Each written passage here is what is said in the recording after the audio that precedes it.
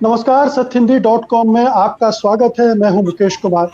दोस्तों, ऐसा लगता है जैसे देश एक टर्निंग पॉइंट पर खड़ा है। राष्ट्रीय राजनीति एक ऐसे मोड़ पर खड़ी है जहां से कई दिशाएं खुलती हैं। हमने हाल में देखा कि प्रधानमंत्री नरेंद्र मोदी की लोकप्रियता में गिरावट आ रही है।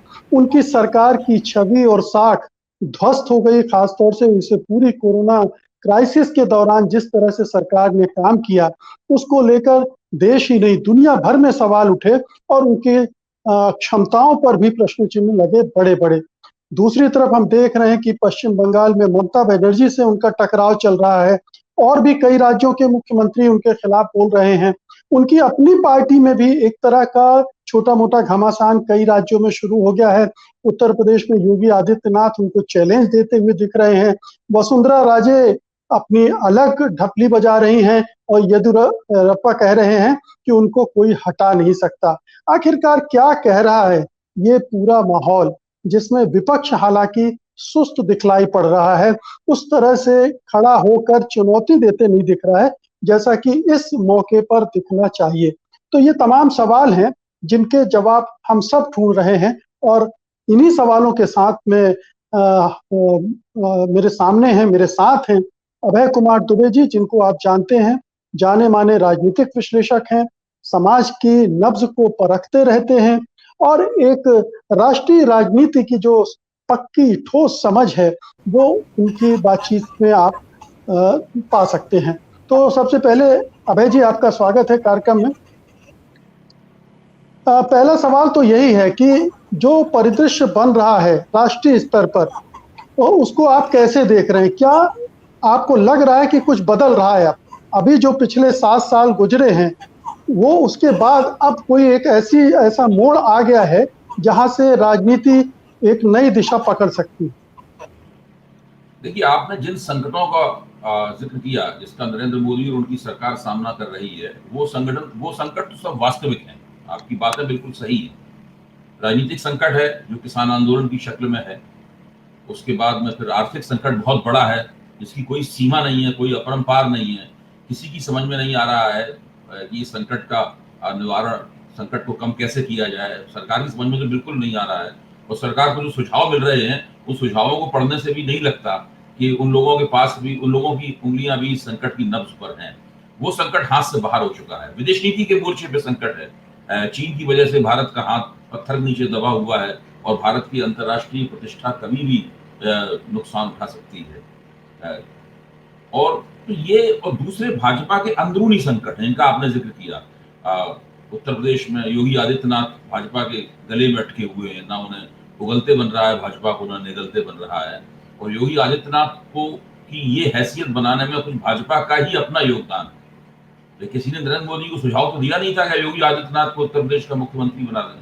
तो उन्होंने खुद पहलकदमी लेकर केशव प्रसाद मौर्य, राजनाथ सिंह और मनोज सिन्हा के ऊपर प्राथमिकता देते हुए उन्हें मुख्यमंत्री बनाया था। और न केवल मुख्यमंत्री बनाया, बल्कि सारे देश में जहां जहां विधानसभा के चुनाव हुए, योगी आदित्यनाथ को स्टार प्रचारक के तौर पर उतारा गया, ताकि नाथपंथियों के मठाधीश के रूप में उनकी और उनके भगवा वस्त्रों का कुछ लाभ भाजपा को मिल सके।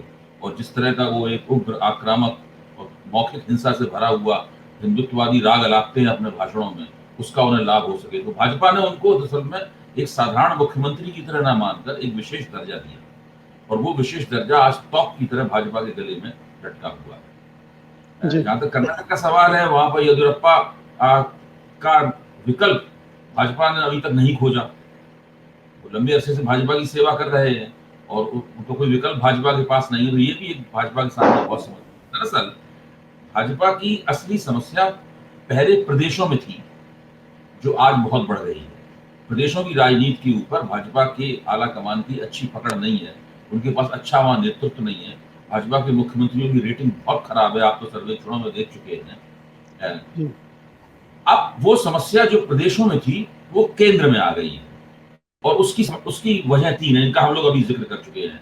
किसान आंदोलन, विदेश नीति का सवाल, अर्थनीति का सवाल, और एक चौथी सबसे बड़ी समस्या ये है, जो महामारी का खराब प्रबंधन जो किया, उसके बारे में पहले से कोई पेशबंदी नहीं की, कुछ नहीं किया। अभी 2-3 दिन पहले तक भाजपा के किसी नेता में ये हिम्मत नहीं थी कहने की कि प्रधानमंत्री की मोदी के नेतृत्व में हमने दूसरी लहर को हरा दिया है। 3-4 दिन पहले शायद अमित शाह का एक वक्तव्य आया है, उसके बाद से लोगों ने कहना शुरू किया कि हमने प्रधानमंत्री के नेतृत्व में हुआ। अभी तक तो भाजपा ही सब सिटपिटाए हुए घूम रहे थे। तो ये स्थिति है। वो निश्चित रूप से नरेंद्र मोदी अपने प्रधानमंत्रित्व के 7वें साल एक बहुत गहरे और बहुमुखी संकट का सामना कर रहे हैं। उनके हाथ में जो सबसे बड़ा तुरुप का इक्का है वो समय का है, और दूसरा तुरुप का इक्का ये है विपक्षी कमजोरी का है, जो आपने कहा भी।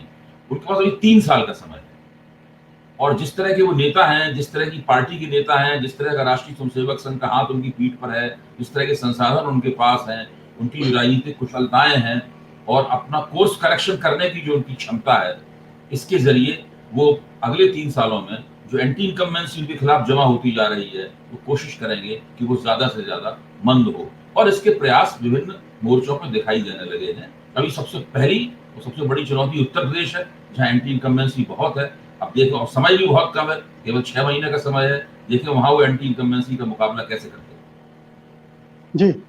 लेकिन इस पूरी राजनीति के केंद्र में पिछले 7 साल से नरेंद्र मोदी रहे हैं, और एक बड़ा कद उन्होंने अपने आप को, उनके बड़े कद की वजह से ये संदेश देश भर में रहा, ये धारणा रही कि उनका कोई जोड़ नहीं है, उनका कोई तोड़ नहीं है, उनका कोई मुकाबला नहीं है। लेकिन आज जिस स्थिति में हैं, हम ये तो नहीं कहेंगे कि बहुत कमजोर हो गए हों, लेकिन अब वो उतने इनविंसिबल नहीं दिखते हैं, इतने मजबूत और इतने प्रभावशाली नहीं दिख रहे हैं कि अब उनको चैलेंज करना आने वाले 1-2 साल में मुश्किल हो जाए। देखिए, उन्हें चैलेंज करना तो मान लीजिए संभव होता जा रहा है, लेकिन चैलेंज कौन करेगा? क्या चैलेंज करने वाला हम लोगों को दिख रहा है? मुझे तो नहीं दिख रहा। अगर आपको दिख रहा हो तो आप मुझे बताइए, और अपने दर्शकों को भी बताइए, श्रोताओं को भी बताइए कि भाई मोदी का चैलेंज करने वाला यहाँ खड़ा हुआ है, और किसी भी वक्त वो उछलकर राष्ट्रीय मंच पर आ जाएगा और मोदी को चुनौती दे देगा। मोदी को मैं हमेशा एक बहुत सौभाग्यशाली नेता मानता हूँ, जो ऐसे समय में जिनकी गोटी लाल हुई है, जब उनके मुकाबले जो विपक्ष है वो पूरी तरीके से योजना विहीन है, दूरंदेशी विहीन है, उसके पास कोई रणनीति नहीं है, उसके पास संसाधनों की कमी है, और सार्वजनिक जीवन में उसके नेताओं की साख भी गिर चुकी है। तो ऐसी स्थिति में मोदी का उभार हुआ है, तो ये मोदी के पक्ष में सबसे ज्यादा बात जाती है। और दूसरी बात यह है, हमें यह भी देखना चाहिए कि जो दिक्कतें मोदी के सामने आई हैं, वो कौन कौन सी युक्तियां ऐसी हैं जिनको अपनाकर उन दिक्कतों से वो निकल सकते हैं। केवल ये मानना उनके सामने दिक्कतें आई हैं, दिक्कतें तो सभी को दिख रही हैं, मोदी के आलोचकों को भी दिख रही हैं, मोदी के प्रशंसकों को भी दिख रही हैं, उनके पूर्व प्रशंसकों को भी दिख रही हैं, तो सबको दिख रही हैं दिक्कतें, क्योंकि दिक्कतें तो कोई रहस्य नहीं है उनको देखना। हमारी खूबी, हमारे विश्लेषण की खूबी तो इस बात में निहित होनी चाहिए कि हम ये अंदाजा लगा पाए कि आखिरकार वो कौन सी युक्तियां होंगी जिनके जरिए मोदी इन दिक्कतों से निकलेंगे। जी, तो आपको लग रहा है कि एक युक्ति जो उनके पास रही है, और जो जिसको एक तुरुप का पत्ता भी कह सकते हैं, हिंदुत्व का कार्ड, जो बार बार वो हिंदुत्व और राष्ट्रवाद को मिक्स करके जिस तरह का वो फायदा उठाते रहे, चाहे वो पुलवामा, बालाकोट, सर्जिकल स्ट्राइक वगैरह वगैरह, ये युक्ति, इस युक्ति की बात कर रहे हैं आप कि ये कभी भी वो चल सकते हैं, उसका इस्तेमाल कर सकते हैं और अपनी खोई हुई लोकप्रियता, विश्वसनीयता फिर से हासिल कर सकते हैं। देखिए, इस बार 2-3 नई चीजें पैदा हुई हैं। पिछले 2019 के चुनाव के समय तो मोदी के खिलाफ जो एंटी इनकम्बेंसी थी, वो 5 साल के अंदर किसी भी सरकार के खिलाफ स्वाभाविक रूप से जमा हो जाने वाली एंटी इनकम्बेंसी थी। उस एंटी इनकम्बेंसी का किरदार अलग तरह का था, इसलिए बालाकोट के सवाल को लेकर उन्होंने जो भीतर घुस के मारा का नारा दिया, तो उससे वो एंटी इनकम्बेंसी काफी हद तक बंद हुई। देखिए, आप ध्यान कीजिए, 2019 की एंटी इनकम्बेंसी में कोई असाधारण बात नहीं थी। हर सरकार के खिलाफ कुछ ना कुछ नाराजगी जमा हो जाती है। भाई, सरकारें तमाम अनगिनत सैकड़ों वादे करती हैं, पूरे नहीं कर पाती हैं, तो धीरे धीरे करके लोग नाराज हो जाते हैं। 5 साल का समय बहुत लंबा होता है, तो उस ऐसी इनकम्बेंसी को पलटना मोदी के लिए आसान था। अभी जो 2 साल ही नहीं, 2 साल पूरे होने पर ही जो एंटी इनकम्बेंसी जमा हुई है बड़े पैमाने पर, इसका किरदार अलग तरह का है। तो ये बात समझने की, इसको केवल इस प्रकार के जो पिछली बार बालाकोट का ढकोसला अपनाया गया था, ऐसे ढकोसले से ये समस्या हल नहीं होगी। इस बात को राष्ट्रीय स्वयंसेवक संघ भी समझ रहा है।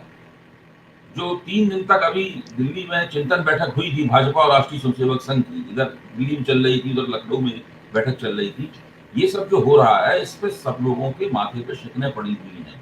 उनकी समझ में नहीं आ रहा है कि इस चीज से कैसे निपटें, क्योंकि इसमें जो मौत के आंकड़े हैं जो हमें बताए जा रहे हैं वो बड़े प्रबंधित किस्म के हैं। मेरा तो मानना यह है कि 200-250 गुना ज्यादा मौतें हुई हैं। आप इसका अंदाजा लगाइए, उत्तर प्रदेश में 1 लाख गांव है।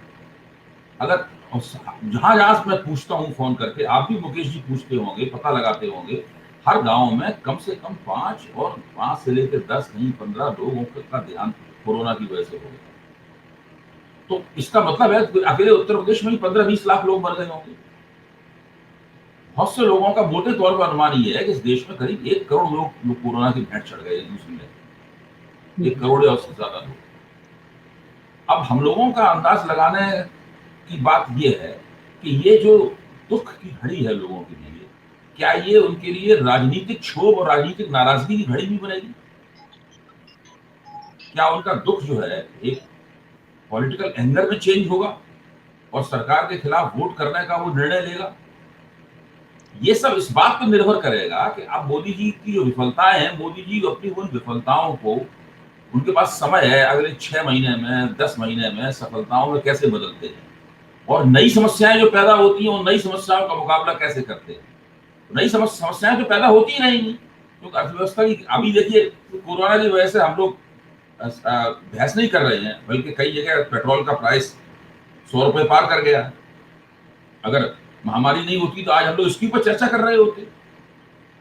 हिंदुस्तान में अर्थव्यवस्था की बुरी हालत है, निवेश 0 है, जीडीपी माइनस में चल रहा है, और अब बहस तो इस तरह की हास्यास्पद होती है कि भाई हम तो 8% -8 मानते थे, केवल -7.5 ही हुआ, 0.5% हमारी जीडीपी अच्छी हो गई। इस प्रकार की बातें की जा रही हैं जो हास्यास्पद किस्म की हैं।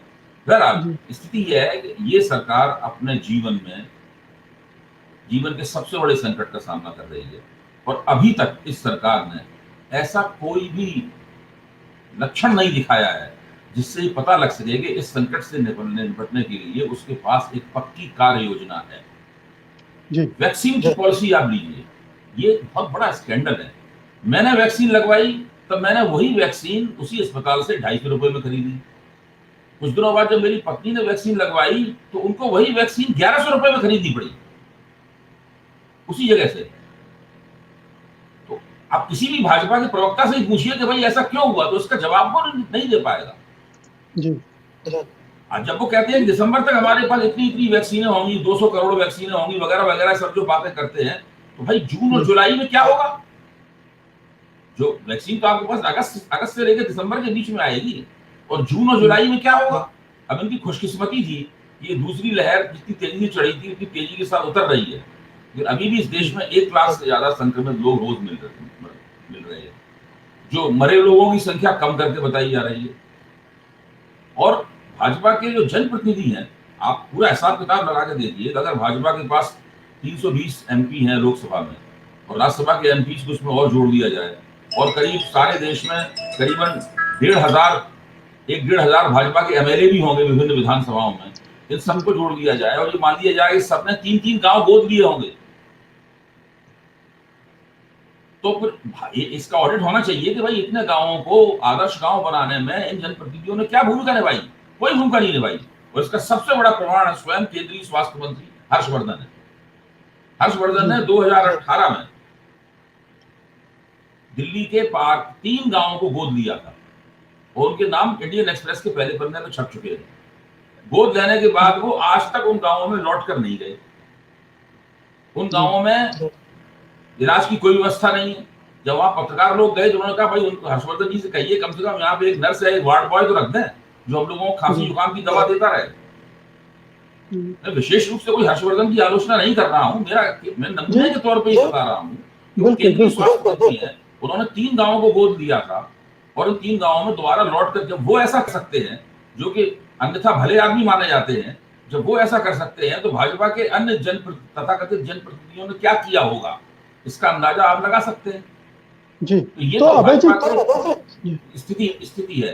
तो जी, एक भाजपा अपने जनप्रतिनिधियों को दोबारा किस तरीके से गतिशील बनाएगी, कैसे उनमें ऊर्जा का संचार करेगी, सत्ता का जो प्रमाद आ गया है सब में, उससे उनको कैसे निकालेगी, दोबारा अपने संघर्ष के रास्ते में कैसे उतारेगी, ये एक बहुत बड़ी समस्या है। जी। सब कह रहे हैं कि उत्तर प्रदेश जो है एक तरह से लिटमस टेस्ट होगा अब मोदी के लिए, मोदी सरकार के लिए, बीजेपी के लिए। क्या आपको भी ऐसा लगता है कि उत्तर प्रदेश का चुनाव नतीजे जो भी आएंगे, उनसे बहुत बड़ा फर्क दिखने वाला है, आगे की राजनीति में फर्क पड़ेगा?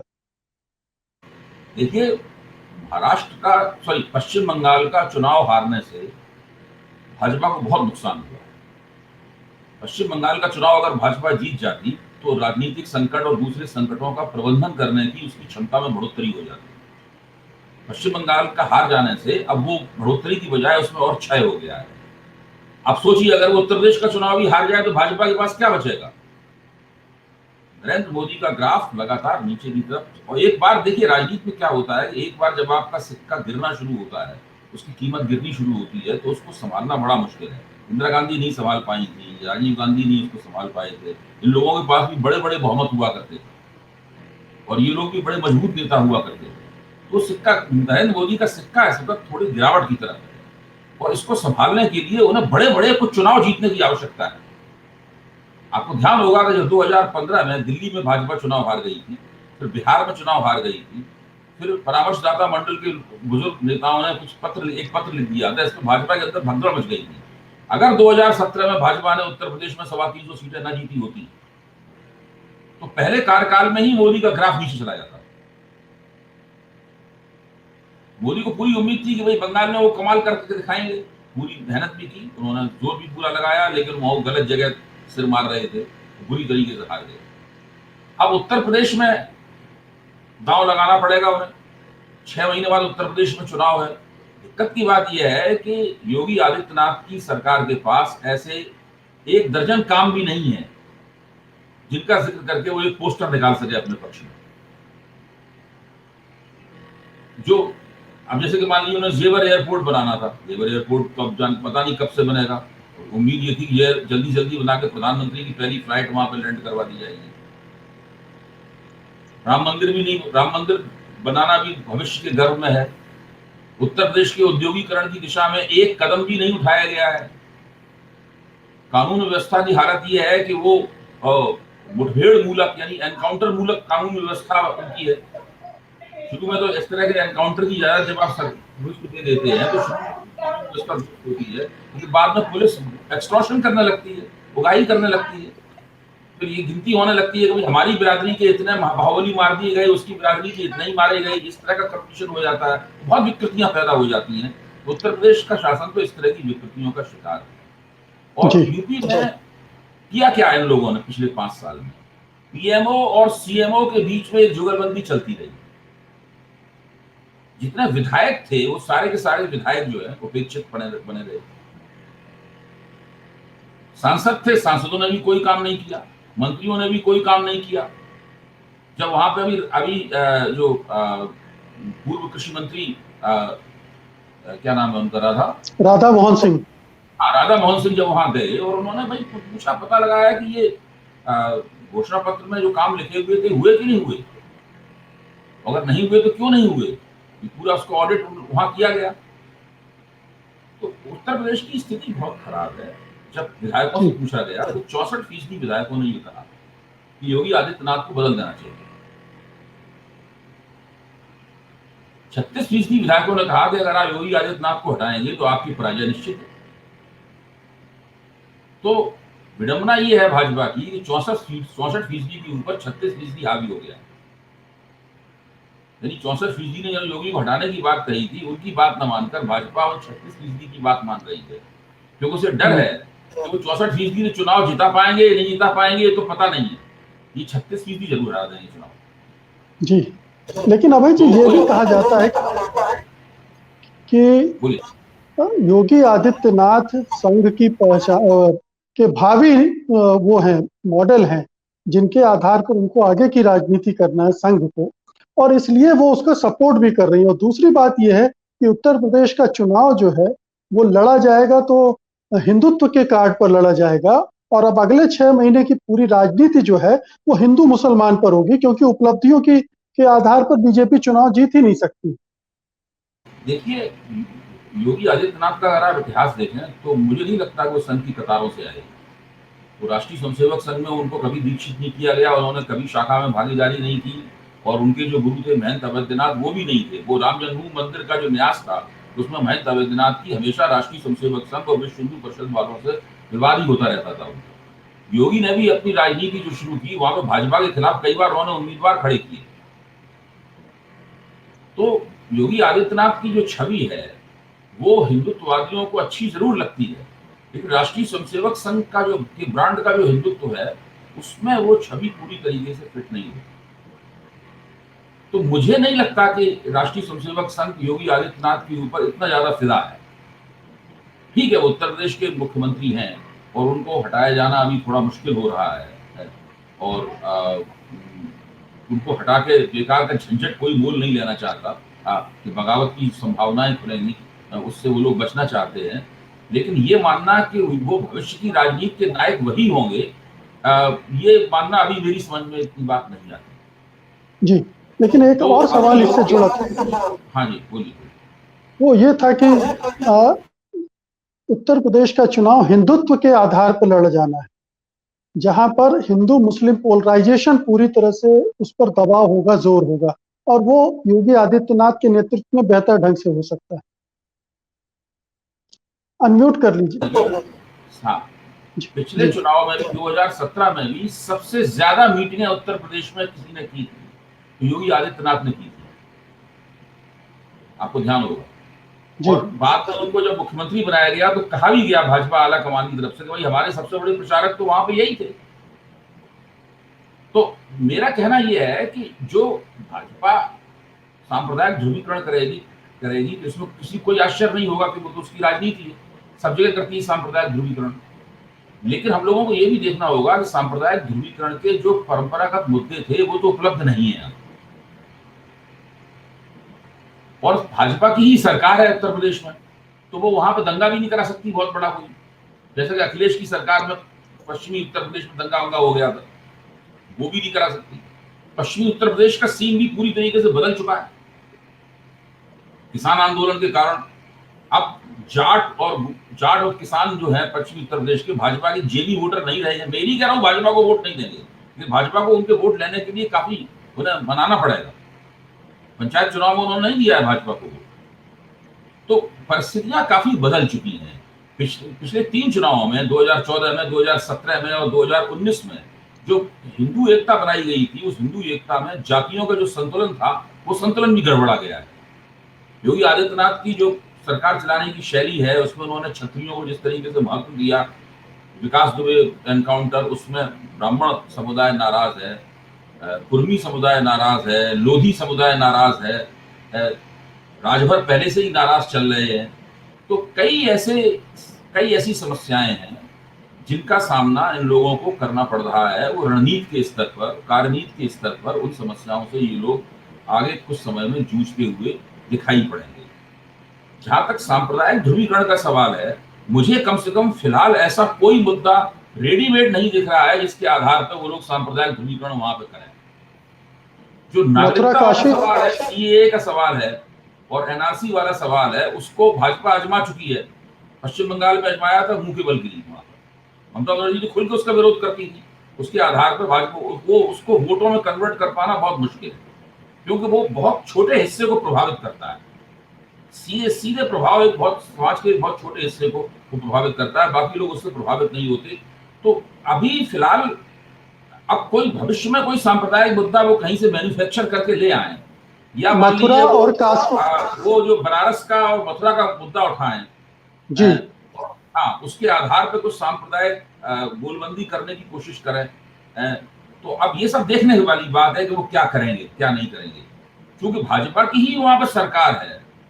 इसलिए सांप्रदायिक दंगा करवाना और सांप्रदायिक मुद्दे के आधार पर गोलबंदी करना उनके लिए थोड़ा मुश्किल होगा। अगर विपक्ष की सरकार होती तो वो इस काम को ज्यादा आसानी से कर सकते थे। जी। तो आपको उत्तर प्रदेश में क्या लग रहा है? क्या समाजवादी पार्टी, बहुजन समाज पार्टी एक ठोस चुनौती दे पाएगी? बीएसपी का मूड कुछ दूसरा दिख रहा है, मायावती तो बीजेपी के करीब जाती हुई दिख रही हैं। ऐसे में क्या एसपी ही मेन चैलेंजर रहने वाली है? कांग्रेस का कोई जनाधार बचा नहीं है उत्तर प्रदेश में। प्रियंका गांधी भी दिल्ली से लखनऊ की राजनीति कर रही हैं। वहां भी उनका कुछ ऐसा लगता नहीं कि कांग्रेस की का भाग्य वो पलट पाएंगी। देखिए मुकेश जी, मेरी ये बदकिस्मती है या मेरी अयोग्यता है कि मैं भाजपा का विश्लेषण तो अच्छी तरह कर लेता हूँ, लेकिन भाजपा के खिलाफ जो पार्टियां हैं उनका विश्लेषण मैं नहीं कर पाता हूँ, क्योंकि मुझे समझ में ही नहीं आता है कि वो क्या कर रहे हैं। अगर आपकी समझ में आ रहा हो तो आप बताइए। देखिए, 2007 में मायावती को पूर्ण बहुमत प्राप्त हुआ था। वो इसलिए प्राप्त हुआ था कि 3 साल तक उन्होंने विभिन्न समुदायों के बीच में विभिन्न समुदायों को अपने दलित जनाधार के साथ जोड़ने की मुहिम चलाई थी, सम्मेलन किए थे। ब्राह्मण दलित मैत्री सम्मेलन किए थे। उनका संचित परिणाम ये था कि 2007 में उन्हें पूर्ण बहुमत प्राप्त हुआ। 2012 में अखिलेश को पूर्ण बहुमत प्राप्त हुआ। उसके 1.5-2 साल से वो लोग लगातार मायावती की सरकार के खिलाफ सड़क पर निकल के संघर्ष कर रहे थे। उन पर लाठियां चल रही थी, उनके ऊपर मुकदमे कायम किए जा रहे थे, काफी संघर्ष उन्होंने किया, तो अखिलेश यात्राएं वगैरह करते थे। इस वक्त ये दोनों पार्टियां क्या कर रही हैं? पिछले 4.5 साल में इन लोगों ने क्या किया है? इन लोगों ने पिछले 4.5 साल में कुछ नहीं किया भाई। अब प्रियंका गांधी हैं, क्या उनको नहीं दिखाई पड़ता कि भाजपा के साथ कौन कौन सी सामाजिक शक्तियां जुड़ी हुई हैं? उन्होंने उन सामाजिक शक्तियों को कांग्रेस, उनके एक हिस्से को कांग्रेस की तरफ खींचने के लिए क्या कदम उठाए? कोई तो राजनीति खेलनी चाहिए आपको, कोई पेशबंदी करनी चाहिए, कहीं कोई सामाजिक राजनीतिक गठजोड़ की कोशिश करनी चाहिए, किसी नेता को अपनी ओर लाने की कोशिश करनी चाहिए। भाई एक कंपनी भी किसी बाजार में जब घुसना चाहती है तो पहले ध्यान देती है कि बड़े बड़े सीईओ कौन से हैं, बड़े बड़े अकाउंटेंट्स कौन से हैं, बड़े बड़े फाइनेंशियल मैनेजर कौन से हैं, उनमें से कुछ को वो लाती है अपने साथ में, तभी तो कंपनी चलती है। ये तीनों पार्टियां तो हाथ पे हाथ रख के बैठी हुई हैं, तो सोचती है कि भाजपा अपने आप फिसल के गिर जाएगी तो हम सत्ता में बैठ जाएंगे। हम नहीं बैठ जाएंगे, हमारा कोई गठजोड़ बैठ जाएगा, कुछ हो जाएगा, हमारी बिल्ली के भाग से चीका फूटना चाहिए। इस तरह के इरादे के साथ ये लोग राजनीति कर रहे हैं। ये चीज भाजपा के पक्ष में जाती है। जी। और इसलिए हालांकि ये भी कहा जाता है कि कई बार जनता ठान लेती है कि हमें ये नहीं चाहिए, योगी नहीं चाहिए, और उसकी वजह से राजनीति बदलती है। कई बार हमने देश में ऐसे बहुत सारे चुनाव देखे हैं जिसमें जनता हराने के लिए वोट करती है। तो क्या आपको लगता है कि उत्तर प्रदेश में और राष्ट्रीय स्तर पर भी उस तरह की भावना बन रही है? जनता में दुख बहुत है, परेशानी बहुत है और निराशा बहुत है। जो अभी पिछले दिनों सर्वे हुए, चाहे वो सी वोटर का सर्वे हुआ हो, चाहे वो जो भारत टाइम्स के पिछले पन्ने में सर्वे छपा था वो सर्वे हुआ हो, और भी सर्वेक्षण हुए हों, तो बताते हैं कि जनता दुखी है, परेशान है, निराश है। अब इस दुख, परेशानी और निराशा की राजनीतिक अभिव्यक्ति क्या होगी, इसकी भविष्यवाणी करने की स्थिति में मैं नहीं। भाजपा आज की तारीख में नुकसान में है। आज की तारीख में अगर विश्लेषण किया जाए तो भारतीय जनता पार्टी नुकसान में है, वो फायदे में नहीं है। लेकिन क्या ऐसा ही बना रहेगा? ये सब इसका लिटमस, इस शब्द आपने इस्तेमाल किया लिटमस टेस्ट, तो वो उत्तर प्रदेश के चुनाव में लिटमस टेस्ट होगा। दूसरे, अगले लोकसभा चुनाव तक उत्तर प्रदेश समेत 16 राज्यों में चुनाव होने हैं। बहुत बड़ी संख्या है ये राज्यों के चुनाव। तो इन राज्यों के चुनाव के नतीजों के लिहाज से भी राजनीति बनेगी। लोकसभा चुनाव बहुत दूर है, अभी आधा समय भी नहीं गुजरा है, तो इसलिए उसके बारे में कोई अंदाजा लगाना उचित नहीं होगा। अभी हम लोगों को ज्यादा फोकस करना चाहिए उन राज्यों के ऊपर जो अभी 6 महीने बाद जहां पे चुनाव होना है, और उन राज्यों के नतीजे क्या होते हैं उनका असर जरूर केंद्र की राजनीति के ऊपर पड़ेगा। भाजपा मुश्किल में है, लेकिन इस बात की कोई गारंटी नहीं है कि ये उसकी मुश्किलें बढ़ती चली जाएंगी। ये भी हो सकता है कि इन मुश्किलों को वो थोड़ा बहुत ठीक कर पाए। क्या आपको ममता बनर्जी में कोई संभावना दिख रही है? जिस तरह से वो उभरी हैं और जिस तरह के तेवर वो अपनाए हुए हैं केंद्र सरकार के खिलाफ, मोदी सरकार के खिलाफ, क्या आपको लगता है कि विपक्षियों के जोड़ आपस में इकट्ठे होने के लिए एक धुरी का काम वो कर सकती है? जरूर कर सकती है, क्यों नहीं कर सकती, लेकिन समस्या ये है कि वो विपक्ष इकट्ठा होता दिखाई नहीं देता। 2014 में विपक्षी एकता का इंडेक्स 0 था। मुझे बहुत उम्मीद थी, और आपको याद होगा जब आपसे मेरी मुलाकात हुई थी, शायद मैंने इस बारे में हमने आपने चर्चा भी की थी कि जी 2019 में विपक्षी एकता का इंडेक्स बेहतर होगा, लेकिन बाद में वो भी हम लोगों की उम्मीद गलत साबित हुई। तो विपक्ष क्यों एकता नहीं करता भाजपा के खिलाफ? चुनाव पास में आते ही उनको ऐसा क्यों लगने लगता है कि उन्हें ज्यादा से ज्यादा सीटें मिल जाएं, तभी देश का कल्याण होगा, उनकी पार्टी कल्याण होगा? मैं आपको छोटा सा उदाहरण बताता हूँ। अगर हरियाणा के चुनाव में केवल जाट वोटों का 3 हिस्सों में बंटवारा न हुआ होता तो आज भारतीय जनता पार्टी हरियाणा में हुकूमत नहीं कर रही होती। अब इस बात की क्या गारंटी है कि इतनी अलोकप्रिय सरकार, इतना अच्छा मुख्यमंत्री मनोहर लाल खट्टर, जिसके खिलाफ किसान जमीन पर पैर नहीं रखने दे रहे हैं, वहां पर उसका हेलीकॉप्टर नहीं उतरने देते, उसको उद्घाटन नहीं करने देते, उसको भाषण नहीं करने देते, उसको, ये उसकी हालत है हरियाणा में। वो व्यक्ति फिर चुनाव जीत जाएगा अगर जाट वोट फिर से 3-4 हिस्सों में बट गए। जैसे चुनाव नजदीक आता है, किसी भी जाट नेता से बात कीजिए, उसको लगता है उसी की सरकार बनेगी, या तो किंग बनेगा या किंग मेकर होगा। तो ये तो हालतें हैं। अब उत्तर प्रदेश में आ जाइए, आप छोड़ दीजिए तो केवल पश्चिमी उत्तर प्रदेश पे ध्यान दीजिए। पश्चिमी उत्तर प्रदेश में भाजपा के खिलाफ नाराजगी है, बच्चा भी देख के बता सकता है। लेकिन अगर भाजपा के खिलाफ जयंत चौधरी का कैंडिडेट भी खड़ा होगा, अखिलेश का भी खड़ा होगा, मायावती का भी खड़ा होगा, तो फायदा किसको होगा? कहीं ना कहीं तो कोई आपको गठजोड़ निकालना होगा भाई। नाराजगी को भी अपने आप को व्यक्त करने के लिए ध्रुव चाहिए होता है, एक पॉलिटिकल पोल चाहिए होता है नाराजगी को अपने आप को, वहां जाकर नाराजगी का ध्रुवीकरण होता है।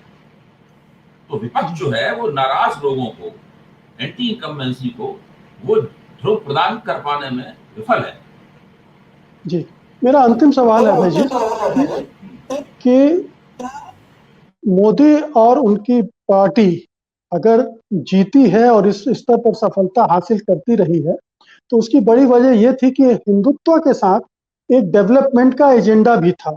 लोगों को लगा कि ये विकास भी करेंगे, लेकिन इस पूरे 7 साल के दौरान हमने देखा कि इस मोर्चे पर पूरी तरह से फेल रहे हैं, नाकाम रहे हैं, और इनमें गवर्नेंस की काबिलियत ही नहीं है, ये अक्षम है।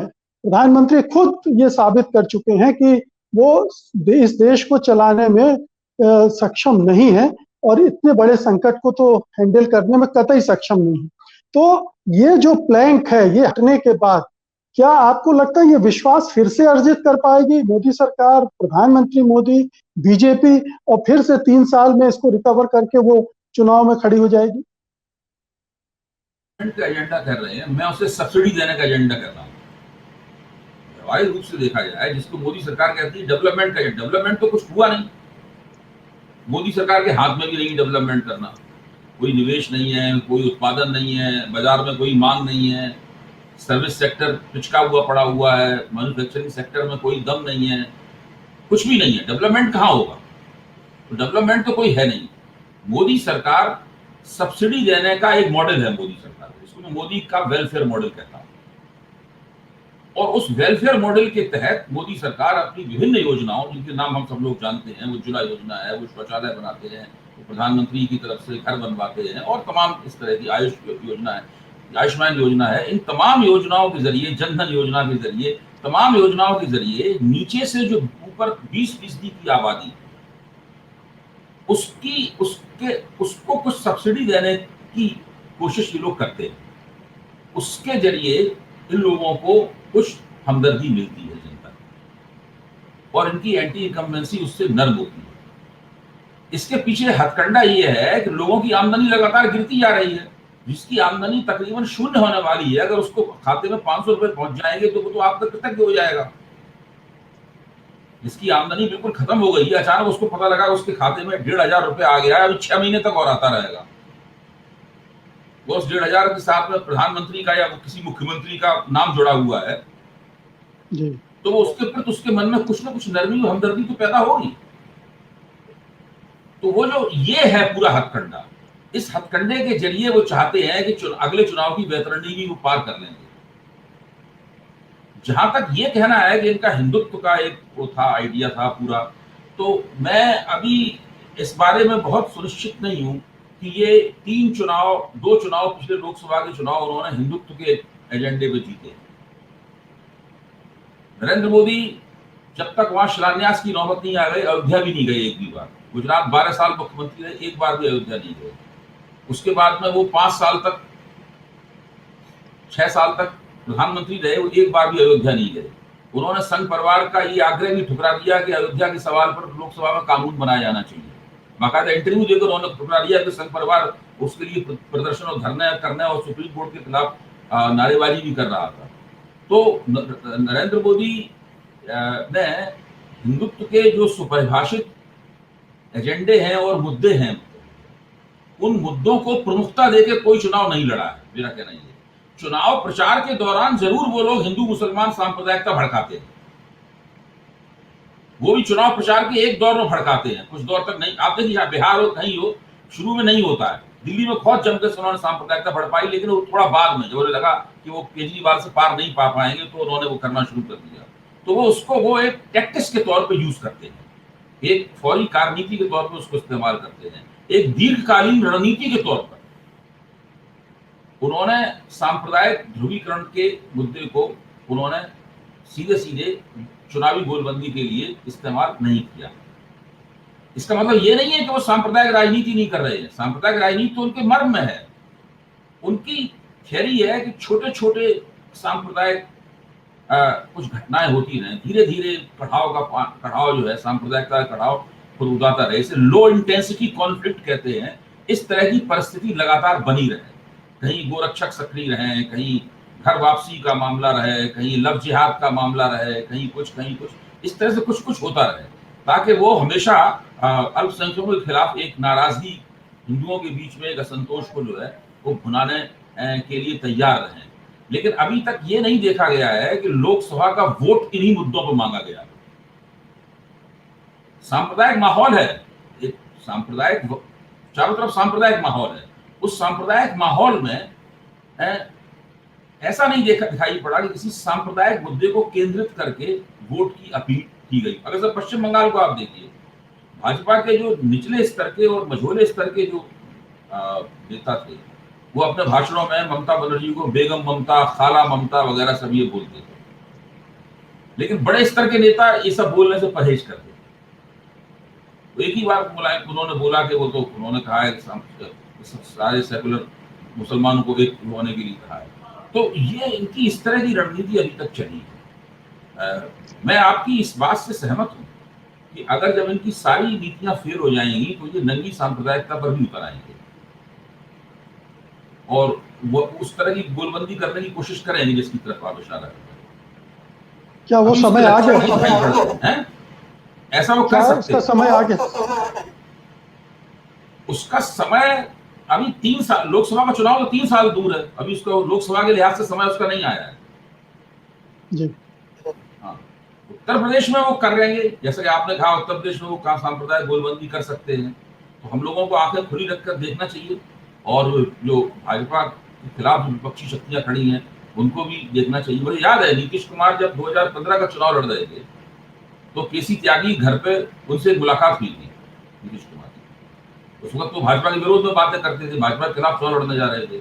नीतीश कुमार ने एक बड़ी दिलचस्प बात कही थी कि भाजपा वाले लगातार बड़ी तो नहीं लेकिन छोटे छोटे स्तर पर कुछ सांप्रदायिकता फैलाते रहते हैं, तो मैंने तय किया है कि उनकी वो मैं नहीं चलने दूंगा मैं।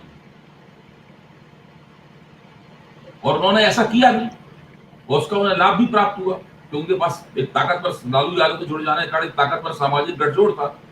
अपने वोटों को उन्होंने तितर बितर नहीं होने दिया, बस केवल वो सारे वोट उन्हें मिल गए, उन्होंने भाजपा को हरा दिया। तो ये सब इन लोगों को भी करना होगा।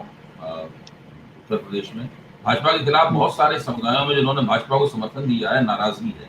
उस नाराजगी का लाभ उठाने के लिए जो प्रयास करने चाहिए अखिलेश को, मायावती को, जयंत चौधरी को, प्रियंका गांधी को, वो प्रयास करते हुए वो कब दिखेंगे, इसकी प्रतीक्षा मुझे है।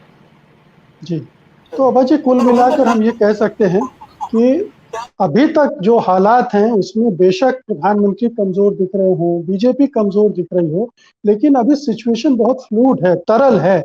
इसमें कुछ ठोस निष्कर्ष निकालने की स्थिति नहीं है और उत्तर प्रदेश के चुनाव के बाद शायद तस्वीर और बेहतर साफ होगी हमारे सामने और तब हम 2024 के बारे में थोड़ा ठोस ढंग से बात करने की स्थिति में होंगे और उस समय भी हमें ये देखना पड़ेगा कि विपक्षी दल किस तरह से एकजुट हो रहे हैं या नहीं हो रहे हैं। बहुत बहुत शुक्रिया बातचीत करने के लिए हमसे। धन्यवाद आपका। नमस्कार। सत्य हिंदी का ऐप डाउनलोड करें गूगल प्ले स्टोर पर।